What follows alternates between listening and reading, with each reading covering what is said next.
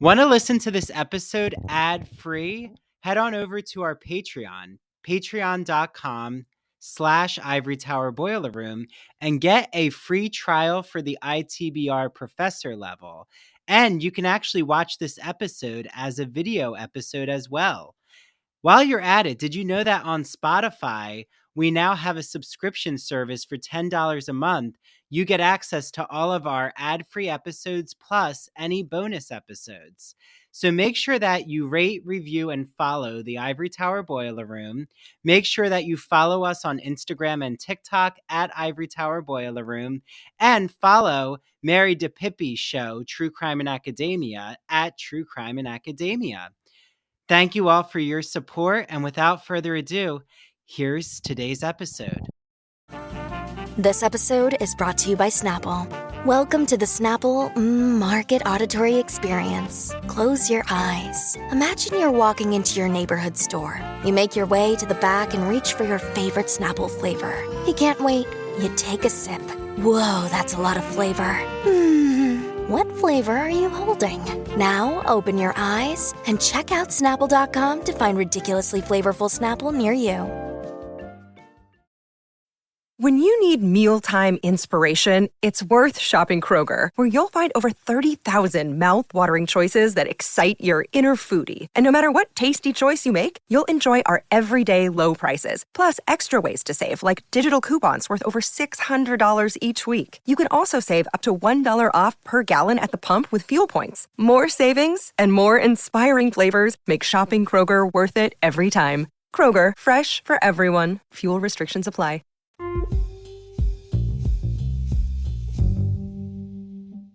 Hi, this is Dr. Andrew Rimby. As I am recording this, I'm actually visiting my parents in New Jersey, and I'm about to present the first ever podcast and digital media workshop for college English professors at Seton Hall University. So shout out to the New Jersey College English Association for having the Ivory Tower Boiler Room. And I can't wait to go over whether or not they should create a podcast with their college students. Should they create a podcast for their own scholarship or even for their own passion projects? I can't wait to show them how the Ivory Tower Boiler Room has transformed from a graduate student academic podcast to what it is now, which is such an exciting and innovative arts and culture podcast, right? We have New York Times bestsellers, we have Broadway performers, we have reality TV personalities, we have a true crime in academia show that's been going strong, hosted by Mary DiPipi. We have events like trivia, and I just took a group to see Wicked on Broadway. I have consulting services. I have small business marketing clients, including the Soapbox and Crank Cycle on Long Island. So I've also had writing clients and worked on editing and college admission essays and graduate student writing. So I can't wait to show them the possibility of what it means to start to even become more social media literate, and why do we use certain platforms to amplify and promote work that we're doing in our own lives. So what I thought I would do is an actual surprise behind the scenes curtain type discussion, which is, I don't have my professional mic right now, so apologies with the sound, but I was going to allow you all a little glimpse into what the Ivory Tower Boiler Room virtual book club discussions are like. So this happened in March, and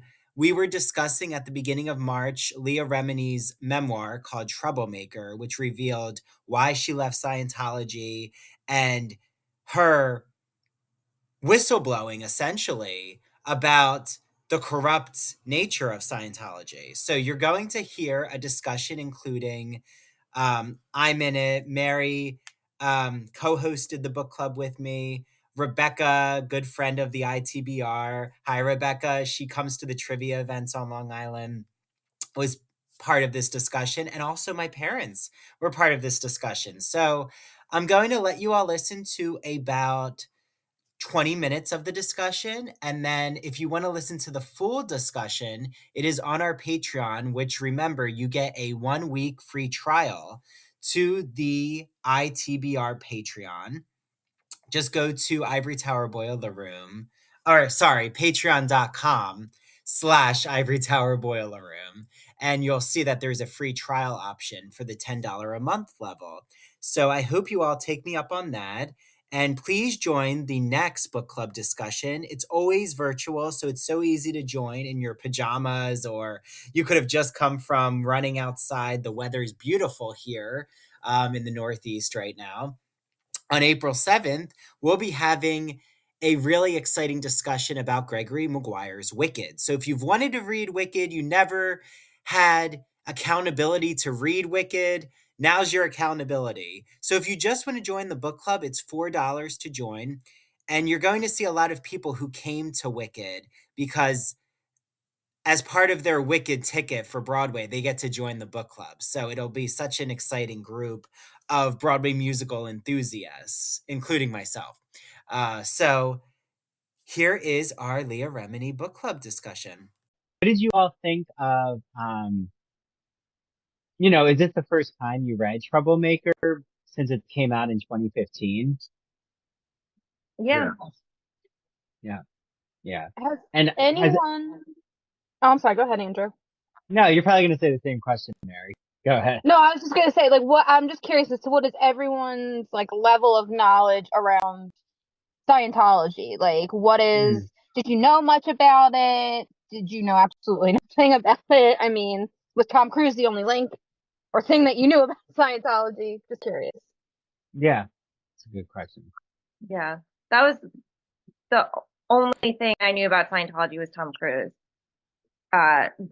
So it really like kind of opened my eyes to how abusive Scientology is. And like because of reading that book, like I read Mike Rinder's book.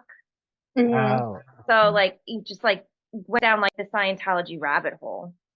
It's so easy to get sucked into. Yeah. And then like all the documentaries, like her docuseries. Insane. Yeah. I got my mom, Rebecca, last week when she was here staying. We watched like at least 5 episodes of the Scientology and Aftermath series. It's so good, isn't it? It is very good. So good. I think Dave should watch it. Mm-hmm. It's, I mean, because when you really want to deep dive Scientology, I feel like people focus more on the L. Ron Hubbard of it all and where his idea coming up with this and how it's become essentially a religion today. Well, not essentially. I mean, in the eyes of the government, it's a religion. So, sorry, I totally just lost my train of thought. But we don't really focus on, there we go, the victims and the people who have who've struggled and have, had to live this life and what it really is like for them. And that's why I really like not only this book, but everything that she's done as far as calling Scientology out. Yeah. Yeah. Like the whole financial abuse practices, like just the vulnerable people, like raising their credit limit and then maxing out their credit cards. And then all under the tax exempt status of just lining their pockets. Wow. I'm surprised that the FBI and others haven't been involved, because my background, of course, is financial. The child labor laws they have violated, just for that alone, is so serious, and they should be just shut down just for that. Think about everything else. So I don't know who they know and why this hasn't been investigated, but it's something that's out there and should be investigated. With everything coming out, I don't understand why this hasn't been investigated. Yeah. I have a feeling personally, like just aside from Leah Remini stuff and just other Scientology things that I've looked at, it's really like, it seems like they have friends and like not even friends. I honestly think that they have members just infiltrating, like kind of like because of course they want you to go through their thing of the Sea Org and all of that. But I think there are a few people where they go, you know what? We're going to send you to college because we need you to work in this type of field. If they don't already have people in those fields working for them to begin with. I just think from their standpoint, it would be a lot easier to have someone who's already committed to the religion versus someone who's coming into it. Yeah, but that makes sense. I don't understand how nobody's infiltrated as, like, there's undercover narcotics. Well, I think there's some that are in the church that are in the police, because when she wanted to find David, Miss Savage's wife, and then they just kind of just didn't do it. They didn't do it.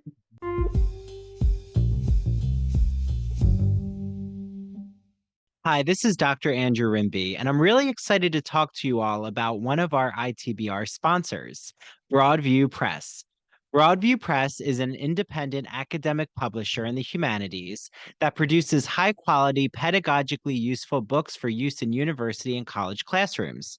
They publish mainly in English studies, writing, philosophy, and history. They are always publishing with an eye towards diversity, building a strong list of titles from women, people of color, and authors from other marginalized groups.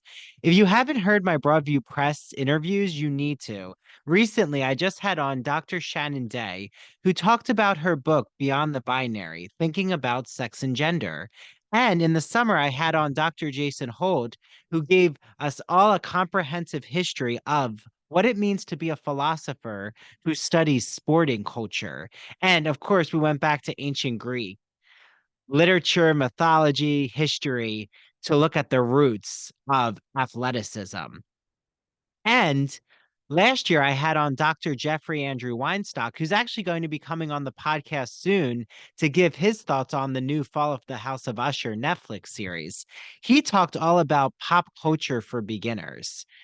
And Broadview Press is offering an exclusive discount because of our sponsorship. So head to broadviewpress.com, where you're going to see such a wide range of literature. Use the code Ivory Tower, IVORYTOWER, for 20% off site-wide all of their books. Again, it's broadviewpress.com. Enjoy your reading. So you all know that I am such a fan of musical theater and classic movies. So I can't wait for you all to listen to one of my good friends' podcasts. It's called That Old Gay Classic Cinema, hosted by Christian Garcia. It's a podcast that looks at classic cinema films that we know and love. And he was inspired by Turner Classic Movies and The Great Movie Ride. Remember that amazing ride where the Wicked Witch of the West rose up in a burst of flame in Disney? That was one of my favorite rides. I'm so sad it closed. So while looking at classic films, Christian is so excited to look at it with a queer lens. And he brings on friends like myself to talk about all of these films. I was on the first episode when we discussed The Sound of Music. I've been on an episode of Alfred Hitchcock's Vertigo. He just released an episode about the Philadelphia Story. He's done Meet Me in St. Louis, Sweet Charity, Psycho, Mary Poppins, Hello, Dolly. He had on Down the Yellow Brick Road hosts and the Garland Gab hosts to talk about The Wizard of Oz. So make sure that you listen to That Old Gay Classic Cinema on Apple and Spotify, and follow him on TikTok and Instagram at That Old Gay Classic Cinema. Okay, start watching the classic movies and make sure you listen to Christian's podcasts.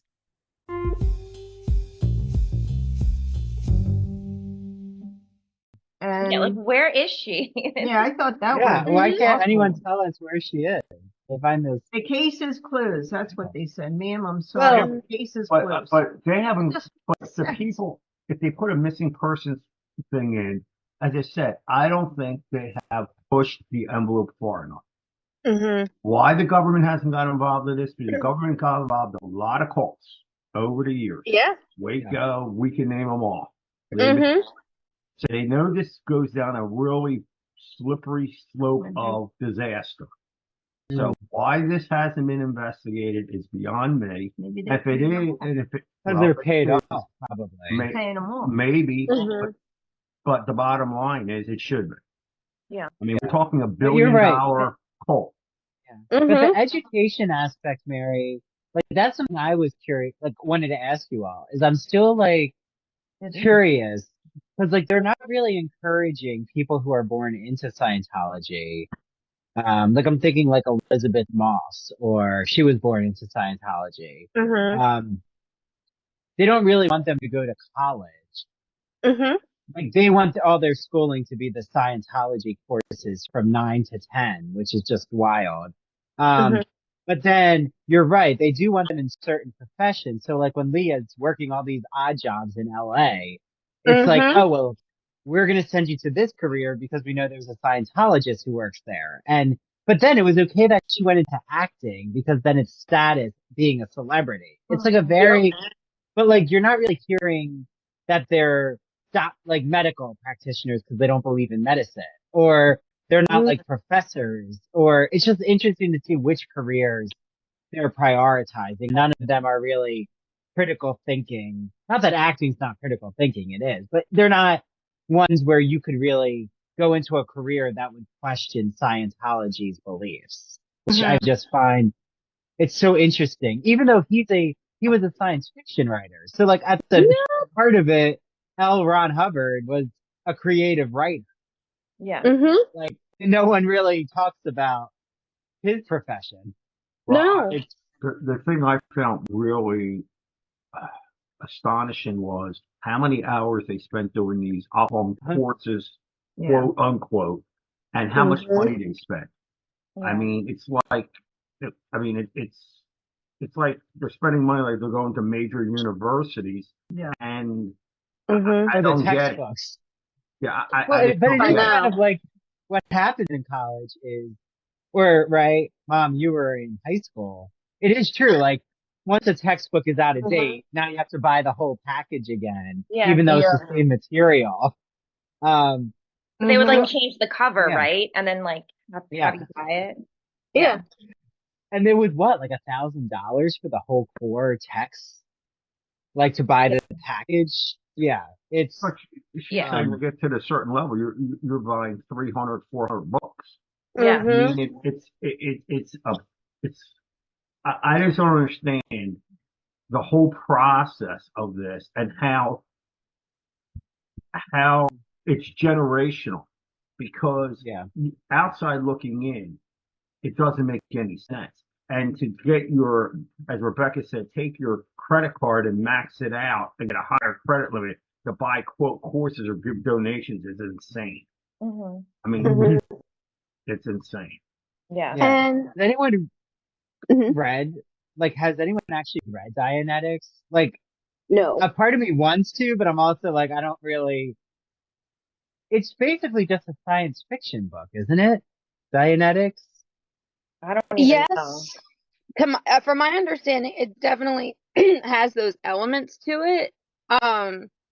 But I mean, the Scientology religion in general, which is why they don't believe, which is part of the reason why they don't believe in doctors, is that you're supposed to be so in tune with yourself mentally that you can, like, first of all, you shouldn't be getting sick, but if you do, you should be able to cure yourself with just your mind. Because you getting sick was you having, like, a lapse of, whatever, a break in your, that highest well-being, sense of self or whatever. That's why the reactive, right? The reactive versus, like, you're unconscious, right? Oh, yeah. It says it's,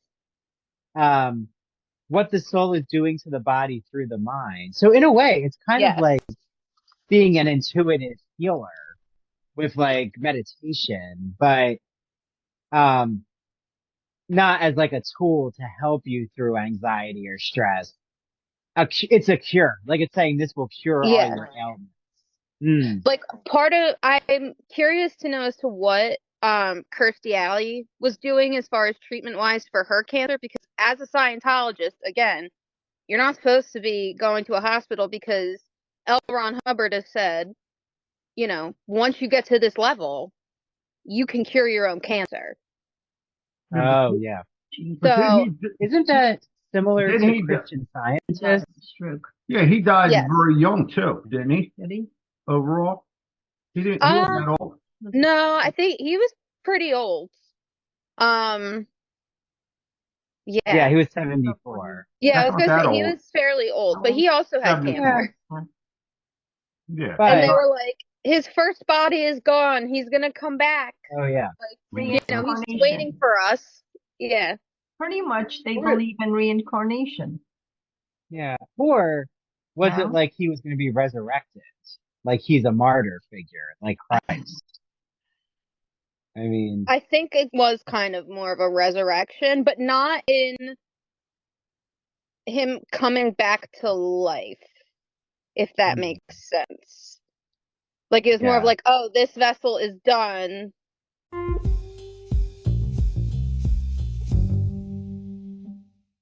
Hi, this is Andrew at the Soapbox NY, a bath and body boutique in Port Jefferson Village on Long Island. And I'm going to announce a really fun cross promotion that I'm doing with Janine, the co-owner of the Soapbox. So I'm holding here Wicked, The Life and Times of the Wicked Witch of the West by Gregory Maguire, who I had the pleasure of interviewing on the podcast. Listen back to that episode. I'm hosting an ITBR book club. We're chatting all about Wicked. So join me on April 7th at 4 p.m. It's virtual, and you can be in your pajamas and be nice and cozy.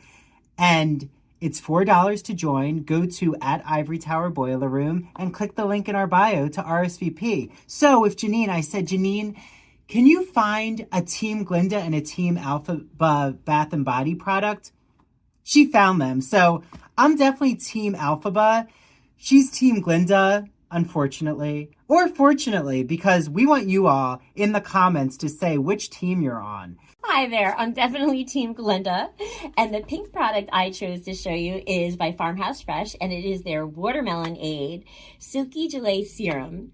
It is a wrinkled out gelée serum that consists of watermelon and CBD. It's vegan, it is animal cruelty free, and it's amazing. It's hyaluronic, and it helps to soften out any little fine lines that you might have around your face. Put it on right before your moisturizer, and it's amazing. And I think it's a lot better than my rival's product. I don't know. Team Alphaba's product is by Finchberry. It is, of course, called Emerald, with a beautiful citrus and violet scent. I have to show you the bar. Look at all of these shades of Emerald. I think the Emerald City citizens would definitely use this in their shower. And the wizard, oh, well, he would be putting this gold everywhere. So I love Finchberry. They're a vegan-friendly and paraben-free company. So I don't know. Are you Team Glinda with the Watermelonade? Or are you Team Alphaba with the Emerald Soap? So are you Team Alphaba with Finchberry? Or are you Team Glinda with Farmhouse Fresh's Watermelonade? Did you hear that? I just heard a cyclone.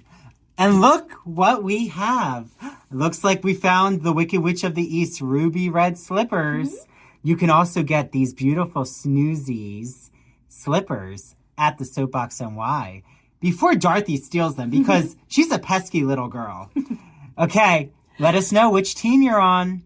Hi, this is Dr. Andrew Rimby, and when I'm not here on the podcast, I am consulting with small businesses, undergraduate students, graduate students, podcasters, and those in media.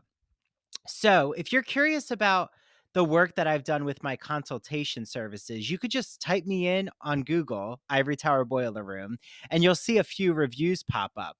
I've worked on college admission essays for undergraduate students.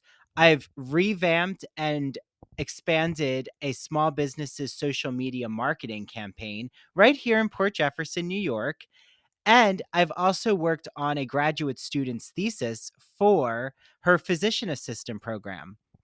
So if you want to seek me out or inquire about my consultation services, just email me. That's the easiest way to reach me at ivorytowerboilerroom@gmail.com. That's easy to remember. And 'tis the season for college admission essays, both undergraduate and graduate, thesis, writing, dissertation writing? Do you want to create a podcast and you don't know where to begin? Media work, how to open a TikTok, how to start creating videos on TikTok, what to do with your Instagram. All of that I have done. So just reach out to me.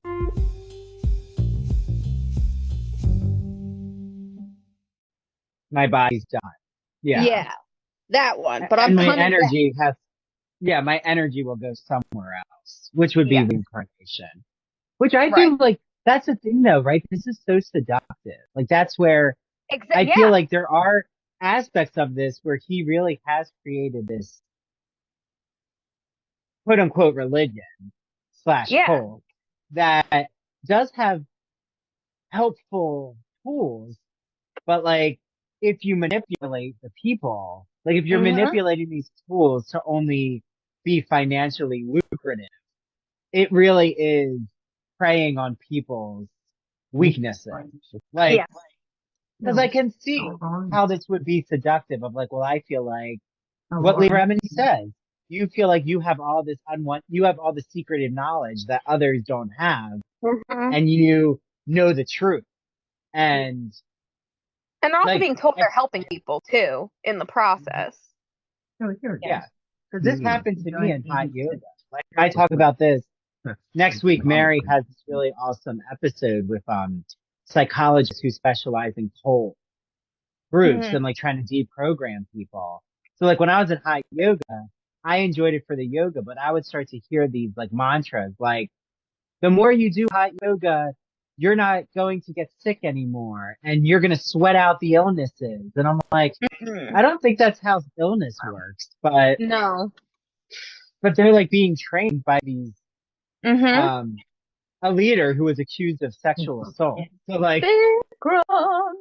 Yeah, Bikram, and that document So I have $1 million question. Is L. Ron Hubbard Scientology today the way he envisioned it, or did they change it and became more of a moneymaker? I think it was very different when David Miscavige took over. Exactly. From what I'm reading. It's greed, deception. He was the narcissist. Power. I mean, L. Ron Hubbard was too, but I think he had a lesser limit, if that makes sense. Like, I know that's probably weird, but I think he probably was like, when he died, he was like, yes, I have all of these followers, I have all these people under my thumb, you know, I have my boat, I can go sail whenever I want, kind of a thing. Like, I think for him, when he died, he probably felt he was at the top of everything. Because I don't know if this mentions it, again, I know I've researched a bunch of stuff otherwise, so sometimes my knowledge gets crossed and I inject it in places it's not. But I know I remembered, like, in his earlier days, there were a lot of scandals and trouble. Like, they were getting in trouble with the law. So, like, his wife went to jail for him, essentially. Like, she basically pled guilty to a crime that he essentially committed. I'm pretty sure it was, like, all fraud related. Yeah, fraud. Yeah, Mary, right? Wasn't her name Mary? Yeah. You know, so I feel like for him, he's like, yeah, I overcame all of this. Like, again, when he died, he probably was like, yep, that's it. Yeah. But I think David saw it. Yeah, but do you think, like, because he was the creator, in a way, psychologically, he could rationalize that he was doing good for the people, where, like, David Miscavige jumped in and went on the exploitation train? Where maybe L. Ron Hubbard wasn't really thinking he's actually exploiting people. He's like, oh, well, this is actually helping people mentally. This is helping them with their health. Yeah. And I think the like, author mentality the lesser of two evils? Yeah. Like, David Miscavige seems very, like, just so manipulative. And he's abusive, right? Like, he physically punches people. Yeah. Let's talk about that. I mean, we hear about a lot of, like, obviously it's no surprise that crime, like physical abuse cases come out, and even, you know, regular religions. We hear about these things. I mean, yes, I'm calling out the Catholic Church specifically, but how is it that, I don't know, do we feel like it's more accepted because it's like it's a cult, or like is it more of an eye opener? But that's where I keep on circling back, because it's not only Scientology, it's up all these mega churches that are in Texas, you name it, down south. They have 20,000 seat auditoriums, like it's an arena and whatever. They've been caught with their hands in a cookie jar, maybe financially only. I'm not sure about the abuse side and all, but they've gotten punished. They've been so I keep on circling back. Why is the Scientology? I mean, especially I didn't know about L. Ron Hubbard and his scandals and his wife maybe going to jail, whatever that was, Mary. I don't know that brought it to my attention.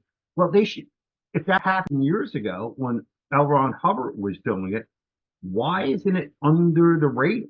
It should be out there. Everybody should be looking at it. Well, when he did it was a problem, and then all these things coming out. Why isn't anybody investigating this? Right, like even especially like the child abuse that's going on. Exactly. Yeah. Well, yeah, like this. You're right. The children laborers. I just can't believe how. I mean, we talked about this with Brittany, but that was a family business. But this is like they're literally taken away from their parents. Yeah. And now working these, Sea Org positions, and they're like 11 or 12, and they're supposed to. They're being treated as if they're fully functional adults. Yeah, because they're seen that way.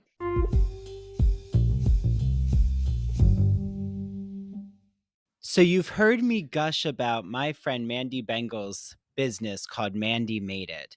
It is a cricket and crochet company, and as she says, especially for the kids at heart, which I think actually comes from Wizard of Oz. So I know that Mandy has made such beautiful items for Mary DiPipi, for myself. I have a Hocus Pocus bed and breakfast sign that says Sanderson Bed and Breakfast in my living room. She's also made the poison apple from Snow White for me as a crocheted item. Recently, I gifted my boyfriend a crocheted ghost face bouquet that is just so gothically, hauntingly beautiful. She, I'm sure, can make you bunny rabbits, flowers, anything that you want for the spring season. She's making Pokemon items right now. So make sure you follow her at Mandy Made It, Mandee Made It, and you'll see an example of all of the different items that she's been crafting right now. And because our Wicked Book Club is on April 7th at 4 p.m., I definitely know that she could make an Alphaba and Glinda item for you. So I'm going to actually reach out to her because I'd love to have my hands on an Alphaba or Wicked Wizard of Oz Wicked collab item from Mandy Made It. And make sure you mention ITBR because she will gift you with a small free gift with your first order from Mandy Made It. Enjoy your crafts. Are you a fan of LGBTQ plus books, plays, movies, TV shows? Well, then I have the magazine for you. It's called The Gay and Lesbian Review.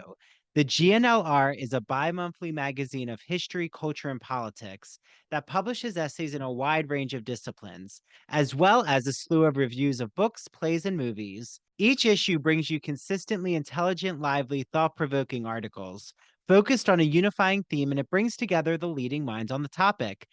So I just had on Dr. Richard Schneider Jr., the founder and editor-in-chief of the GNLR. For the GNLR's 30th anniversary, happy birthday, GNLR, Dr. Richard Schneider talked about their special volume called Outer Appearances, More Faces from the Annals of the GNLR, illustrations by Charles Heffling. They cover current LGBTQ artists such as Harvey Fierstein, Melissa Etheridge, Alan Cumming, James Whiteside, Alison Bechdel, and even David Sedaris, and of course, many others like Stephen Sondheim. There's even a supplemental issue that comes with your commemorative volume. And Andrew Holleran, the writer of Dancer from the Dance, he reviews a book called Morris about E.M. Forster's Morris, written by one of our ITBR guests, David Grevin. So we can't wait for you all to experience this beautiful 30th anniversary GNLR issue. Have you heard some of my GNLR interviews, including Dr. Andrew Lear's discussion about male-male love in ancient Greek society, and Ignacio Darnad opening and blasting the closet door in the queer male art world? Well, definitely make sure you listen to them after this episode. Head to glreview.org. Make sure you subscribe to their magazine. You'll see there's a section that says subscribe at the top. Enter the promo code ITBR50. That's ITBR50 to receive 50% off. 50% off any print or digital subscription. Enjoy your reading.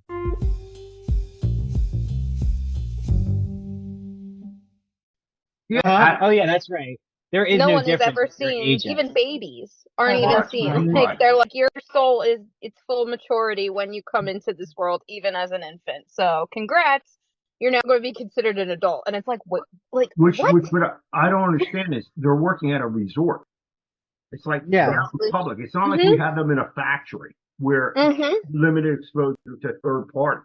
They're in a resort and nobody said, why is an 11-year-old a nice server or a housekeeper? Really? Right. So That's true. There's some funny stuff that really needs to be investigated here. Yeah. And especially, didn't Leah say in her book, like, her sister, when she was a baby, was kept in like a nursery that was disgusting? Yeah. Like, yeah. Exactly. I mean, well, and I think like adults can do like whatever they want. Like, if they want to be in, like, give all their money, like, okay, like, fine. But like children, like, you know, we have like CPS and like laws and stuff in place, and no one's looking out for them. Like, they're not in school. And I think it's because they segregate, or not segregate, but they've isolated themselves so far, not so far from the rest of society, but just enough that they can still blend in and kind of go unnoticed, which, like, and I think that because of that, you know, no one's really saying, oh, well, why is this going on? Because if your whole street is all of your fellow Scientologists, they're all doing the same thing, and therefore no one's reaching out. Right. But still, I mean, even still, it's like ridiculous. Well, that sort of to a degree is like, if you look at the Amish community up in Lancaster or the Mennonites, they're in their own community. So we really, outside looking in, we don't really know what goes on there besides what we see maybe at their retail locations, whatever. But we don't know really what goes on at the farms and all like that. We have no idea. Yeah, well, that's where I don't think Scientology is the most extreme. Like, I think that Leah Remini does a great job of, in my opinion, like, showing this model, like how this works in other organizations. Like, it's not just Scientology. This is a case study. Like, here's my case study for how a group can be exploited and manipulated by those who don't care about they don't care about religion. Like, they don't care about making you a better person. They're just wanting your money. Which I think there's a lot of scams actually that can operate like this on smaller scales, right? I mean, I think in our everyday lives. I think this is such on a big scale as a percentage of people's income, and the hours and hours they spent doing these courses and going to the center, and it's crazy. Andrew, remember that list when we were watching the series, and you pulled up, there was this list that they have to, these steps, and if then they have to fall back down, and then they have to go back up, and it's a pyramid scheme, basically. Horrible. Yeah, it kind of reminds me like of Mary Kay, which I don't think Mary Kay's ass, dangerous, but it's kind of like when you would go to like those Pubco parties where someone's like, get up but that kind of was even how some fitness trends, or even like I go back to hot yoga because like he set it up as a pyramid scheme, but it was like when I would go to yoga more, they're like, oh, you would be great for teacher training. And I'm like, oh, you know, how much is the hot yoga teacher training? They're like, oh, it's only $5,000. And I'm like, huh? I'm like, That's